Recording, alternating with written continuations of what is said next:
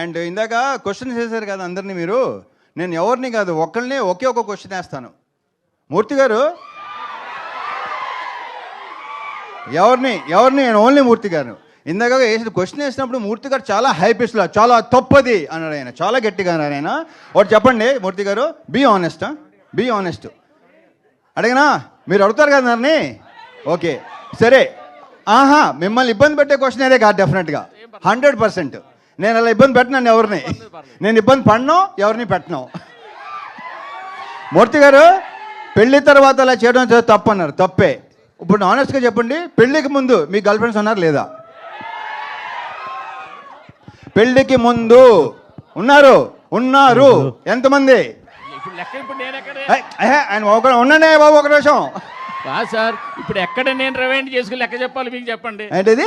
నేనేం నా sweet memories autograph లాగా ఇప్పుడు నేను మొత్తం లెక్క తీయాలి కదా. ఇప్పుడు నచ్చారు, సూపర్. మన ఇద్దరు పక్కన మాట్లాడుకుందాం తర్వాత. Okay thank you.